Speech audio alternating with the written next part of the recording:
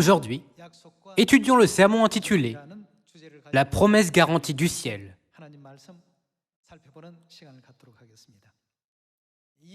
Dans ce monde, la richesse, l'honneur et la gloire ne durent pas éternellement.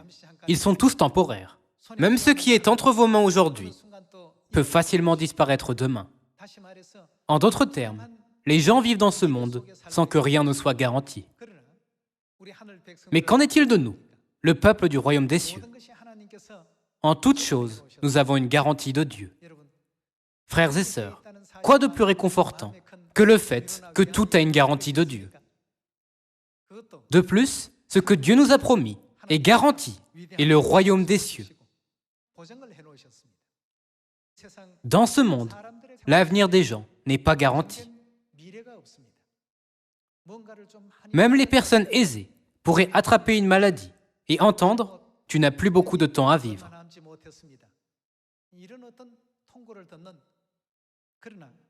Cependant, sans aucun doute, notre avenir est garanti par Dieu.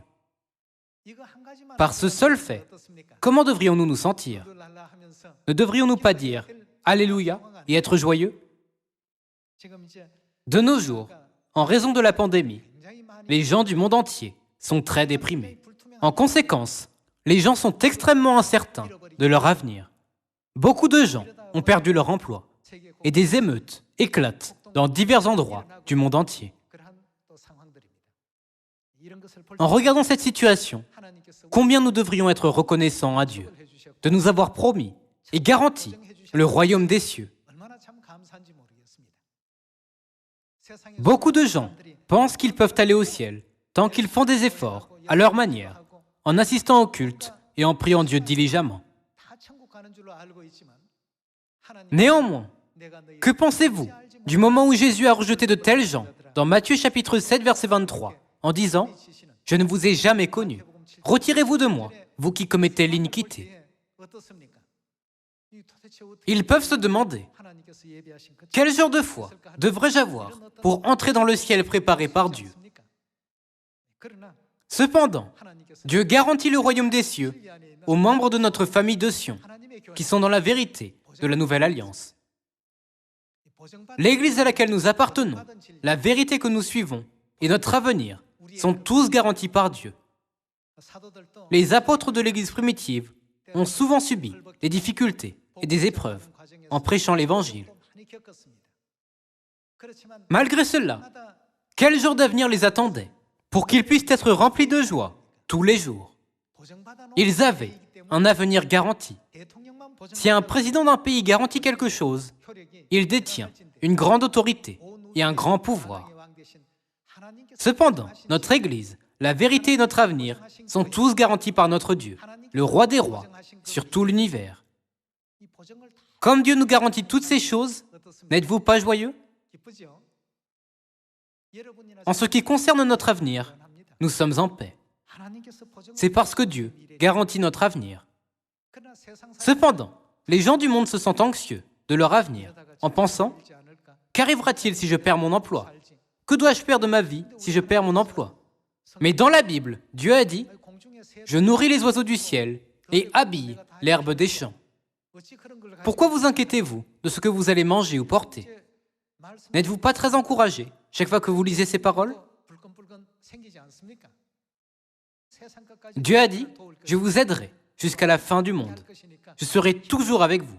Prenez courage. » Même dans ce monde, il existe de nombreux types d'assurances qui établissent une garantie. Il existe une assurance de garantie de fidélité qui protège un employeur, une garantie financière en cas de dommages matériels et une garantie de qualité pour les produits commerciaux. De nos jours, beaucoup de gens prennent une assurance pour avoir une sorte de garantie pour leur avenir.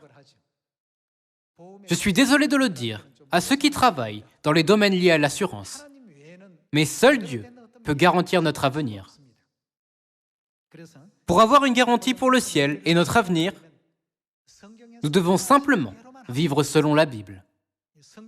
Vraiment, la Bible n'est-elle pas le certificat de garantie le plus avancé sur le plan technologique que Dieu donne à l'humanité?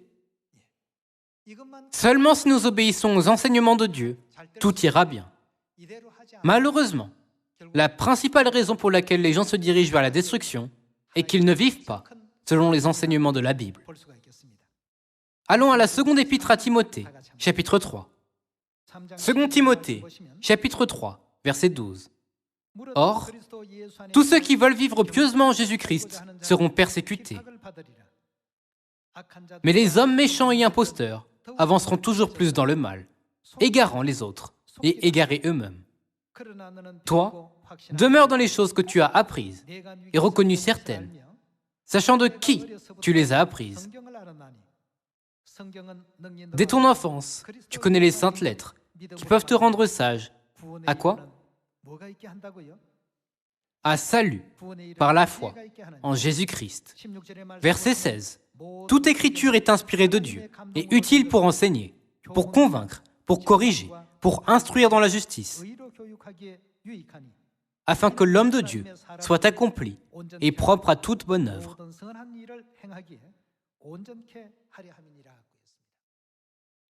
La Bible entière est le certificat de garantie de Dieu pour notre avenir.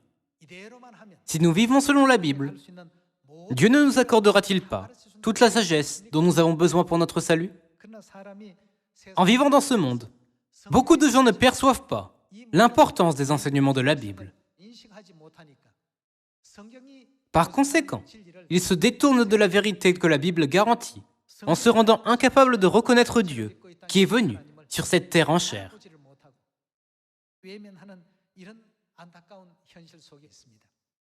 Jetons un œil à l'Épître aux Hébreux, chapitre 6. Hébreux, chapitre 6, verset 17. C'est pourquoi Dieu, voulant montrer avec plus d'évidence aux héritiers de la promesse l'immuabilité de sa résolution, que fit-il? Intervint par un serment. Les héritiers de la promesse sont ceux qui seront sauvés, n'est-ce pas? Comme Dieu a voulu montrer, avec plus d'évidence, l'immuabilité de sa résolution à ceux qui seront sauvés, Dieu l'a garantit par un serment. Parmi les promesses que Dieu a garanties, examinons quelques exemples dans la Bible. Voyons Luc, chapitre 22, verset 28. Vous êtes ceux qui avez persévéré avec moi dans mes épreuves. C'est pourquoi je dispose du royaume en votre faveur, comme mon Père en a disposé en ma faveur, afin que vous mangiez et buviez à ma table dans mon royaume, et que vous soyez assis sur des trônes pour juger les 12 tribus d'Israël. Parmi les innombrables anges dans toutes les galaxies du royaume des cieux,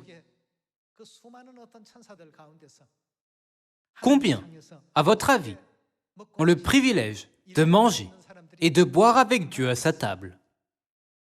Pourtant, c'est ce que Dieu nous a promis et garanti. Voyons Apocalypse chapitre 21, verset 4. Il essuiera toute larme de leurs yeux. Et qu'est-ce qui ne sera plus? Et la mort ne sera plus. Dieu garantit que la mort ne sera plus. Il n'y aura plus ni deuil, ni cri, ni douleur, car les premières choses ont disparu. Personne ne sera malade. Il n'y aura plus de maladies qui peuvent nous causer de la douleur ou de la souffrance. Il n'y aura plus ni deuil, ni cri, car la mort ne sera plus. Dans le monde où nous serons remplis d'une joie et d'un bonheur renouvelé, jour après jour, Dieu nous a promis et garanti d'être avec nous pour toujours. Frères et sœurs, si nous avons l'espoir pour un tel royaume glorieux des cieux, nous pouvons endurer cette vie. Mais qu'en est-il de ceux qui vivent sans aucune garantie pour leur avenir ou le royaume des cieux? Peu importe à quel point leurs vies peuvent sembler luxueuses, en réalité, elles sont vides. Apocalypse chapitre 22, verset 1. Et il me montra un fleuve d'eau de la vie, limpide comme du cristal, qui sortait du trône de Dieu et de l'agneau. Au milieu de la place de la ville, et sur les 2 bords du fleuve, il y avait un arbre de vie, produisant 12 fois des fruits, rendant son fruit chaque mois, et dont les feuilles servaient à la guérison des nations. Il n'y aura plus d'anathème. Le trône de Dieu et de l'agneau sera dans la ville. Ses serviteurs le serviront et verront sa face, et son nom sera sur leur front. Il n'y aura plus de nuit, et ils n'auront besoin ni de lampe, ni de lumière, parce que le Seigneur Dieu les éclairera, et ils régneront au siècle des siècles. Sur cette terre, nous ne pouvons même pas arriver à régner en tant que roi. Cependant, Dieu nous a garanti une promesse en disant « Vous mangerez et boirez à ma table dans mon royaume, et vous serez assis sur des trônes pour juger les 12 tribus d'Israël. » Alors, à qui Dieu a-t-il garanti cela?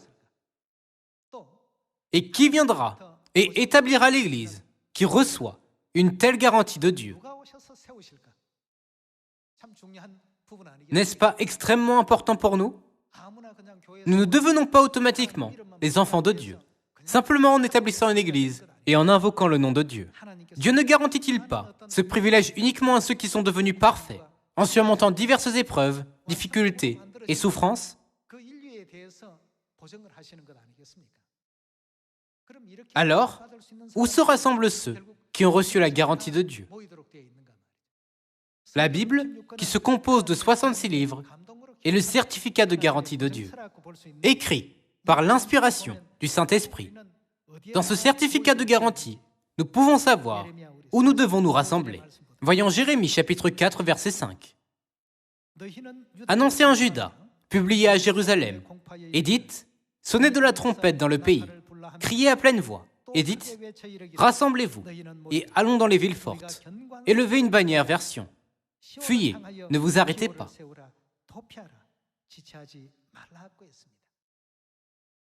Le nom des villes fortes où nous devons fuir est Sion.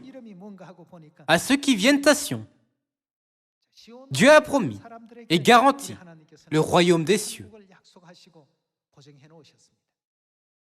De nos jours, beaucoup de gens prétendent croire en Dieu, mais ils n'ont pas une compréhension correcte de la vérité. Les gens qui pensent à tort que nous pouvons entrer au ciel tant que nous allons à l'église sont aussi nombreux que le sable sur le bord de la mer.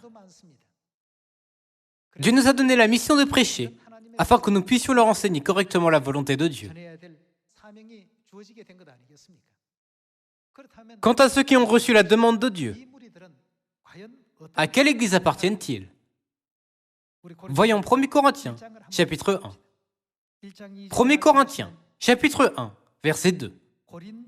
À quelle église? L'église de Dieu, qui est à Corinthe. À ceux qui ont été sanctifiés en Jésus-Christ, saints par vocation, et à tous ceux qui invoquent, en quelque lieu que ce soit, le nom de notre Seigneur Jésus-Christ, leur Seigneur, et le nôtre, que la grâce et la paix vous soient données, de la part de Dieu notre Père et du Seigneur Jésus-Christ.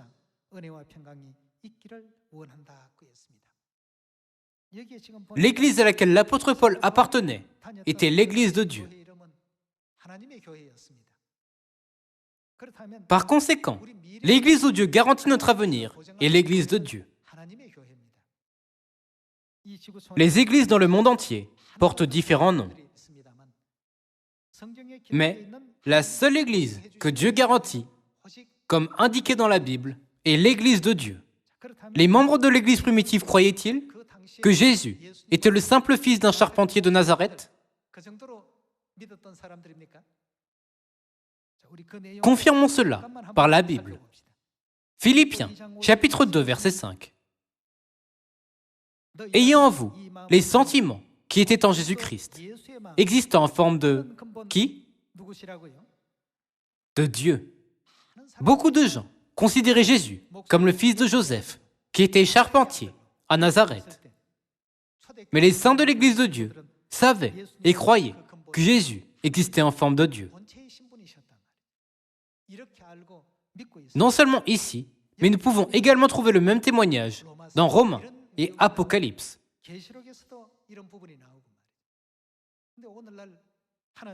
Maintenant, en cette époque, qui prêche Dieu qui est venu sur la terre en chair? soit lors de sa première venue, soit lors de sa seconde venue. C'est seulement l'Église de Dieu qui transmet cet enseignement. Cette Église est l'Église à laquelle le royaume des cieux est garanti. Ce n'est pas une garantie d'un ange. Ce n'est pas Abraham ou Pierre qui le garantit. C'est Dieu qui garantit notre salut par la nouvelle alliance. Confirmons cela également dans Hébreux chapitre 9. Hébreux chapitre 9, verset 15. Et c'est pour cela qu'il est le médiateur d'une nouvelle alliance, afin que, la mort étant intervenue pour le rachat des transgressions commises sous la première alliance, ceux qui ont été appelés reçoivent quoi? L'héritage éternel. En d'autres termes, l'héritage du royaume des cieux qui leur a été promis. Dieu est devenu le médiateur de la nouvelle alliance pour garantir le royaume des cieux. Quant à ceux qui reçoivent l'héritage du royaume des cieux, Dieu les rend sans tache et irréprochables et enlève tous les péchés qu'ils ont commis, consciemment et inconsciemment, dans le ciel ainsi que sur la terre. Par quoi Dieu a-t-il garanti ces bénédictions? Par la nouvelle alliance. Allons à Matthieu, chapitre 7, verset 21. Ceux qui me disent « Seigneur, Seigneur » n'entreront pas tous dans le royaume des cieux, mais seulement celui qui fait la volonté de mon Père qui est dans les cieux. À ceux qui font la volonté de Dieu, Dieu garantit le royaume des cieux. Verset 22. Plusieurs me diront en ce jour-là, « Seigneur, Seigneur, n'avons-nous pas prophétisé par ton nom? N'avons-nous pas chassé des démons par ton nom? Et n'avons-nous pas fait beaucoup de miracles par ton nom? » Alors je leur dirai ouvertement, « Je ne vous ai jamais connu. Retirez-vous de moi, vous qui commettez l'iniquité. » Dans les derniers jours, à quelle église devons-nous aller? Quelle est la caractéristique de l'église de Dieu? Allons à Ésaïe, chapitre 25, verset 6. L'Éternel des armées prépare à tous les peuples sur cette montagne un festin de mets succulents, un festin de vin vieux, de mets succulents pleins de moelle, de vin vieux clarifié.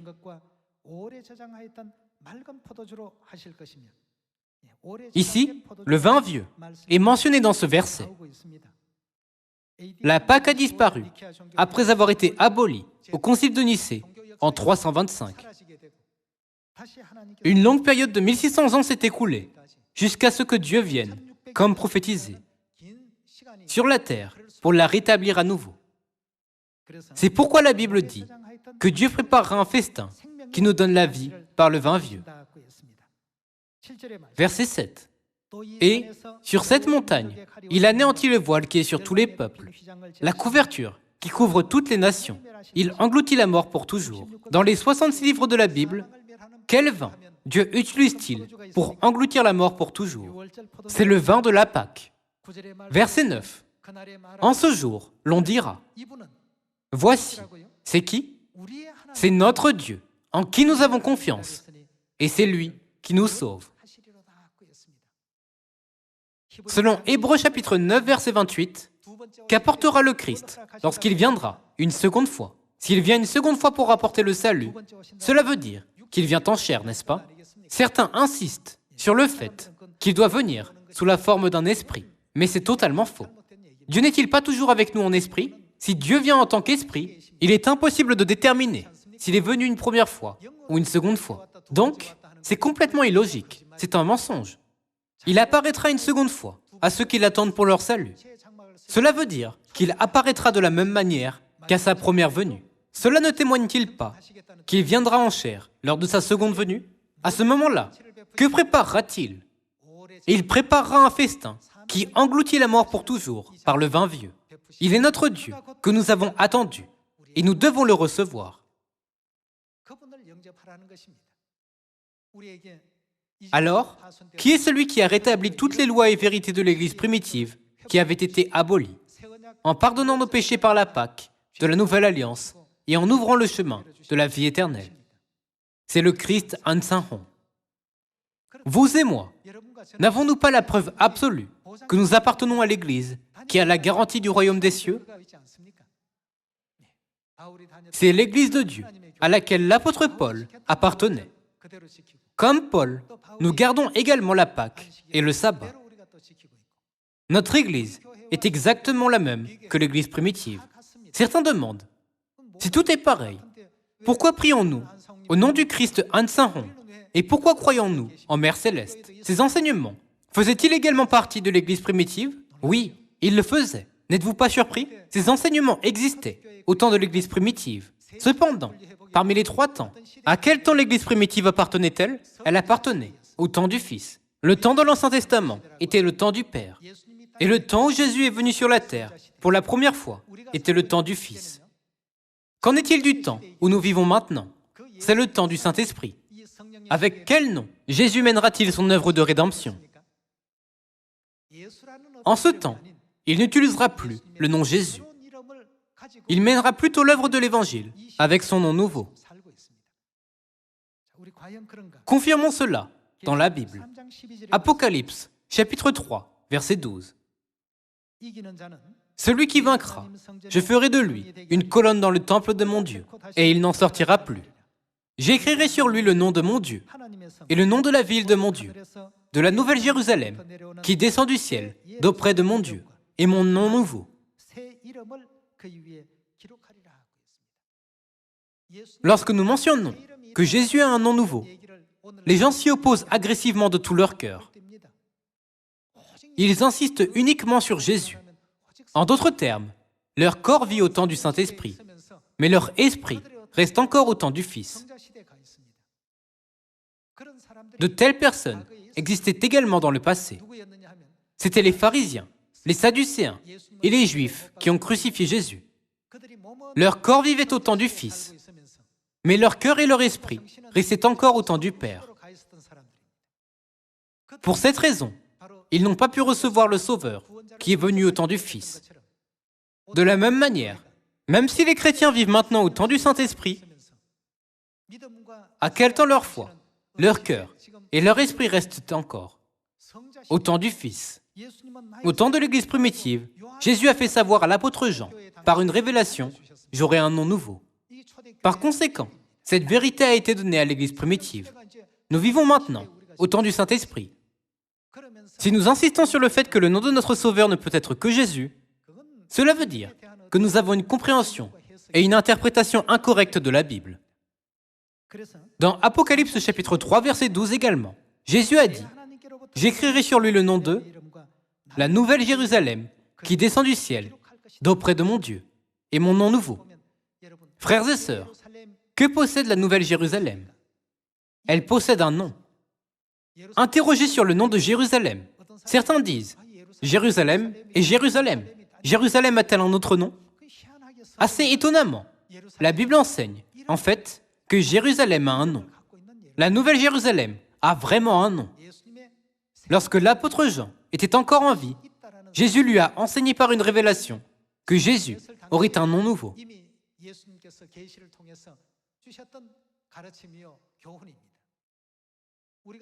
Lorsque nous mentionnons le nom nouveau An Saint-Hong, certains demandent « Il n'y avait aucun enseignement à ce sujet dans l'Église primitive. Les saints de l'Église primitive ont-ils utilisé ce nom ?» Bien sûr, ils ne l'ont pas utilisé. Pourquoi ne l'ont-ils pas utilisé?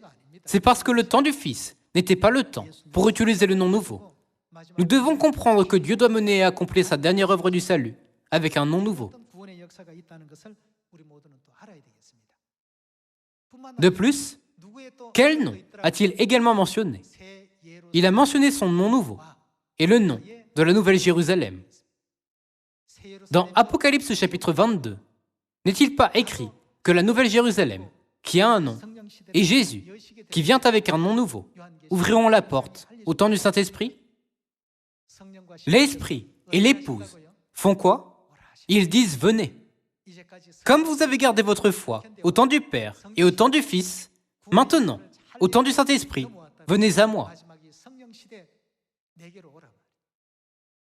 C'est la ligne d'arrivée de notre salut. Ceux qui prétendent croire en Dieu, sans recevoir la garantie de Dieu pour le ciel ou le salut, peuvent-ils terminer la course et venir à l'Esprit et l'épouse? La Bible contient les paroles de qui? Si quelqu'un rejette les enseignements de Dieu dans la Bible, c'est comme dire « Mes pensées valent mieux que les paroles de Dieu ».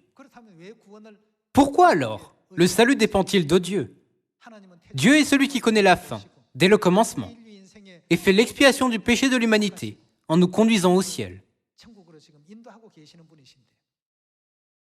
Ce sera vraiment malheureux si quelqu'un rejette les paroles de Dieu dans la Bible, simplement parce qu'elles ne correspondent pas à ses propres pensées. En ce temps du Saint-Esprit, ce n'est que lorsque nous nous appuyons sur le nom nouveau de Jésus et prions en son nom que nous pouvons recevoir le salut. Jetons un œil à Apocalypse chapitre 19. Apocalypse chapitre 19, verset 6. « Et j'entendis comme la voix d'une foule nombreuse, comme un bruit de grosses eaux, et comme un bruit de forts coups de tonnerre, disant « Alléluia, car le Seigneur, notre Dieu Tout-Puissant, est entré dans son règne. Réjouissons-nous, soyons dans l'allégresse, et donnons-lui gloire, car les noces de l'agneau sont venues. » Ici, qui représente l'agneau? Il représente Jésus. Cette vision a été écrite 60 ans après l'ascension de Jésus, venant pour la première fois.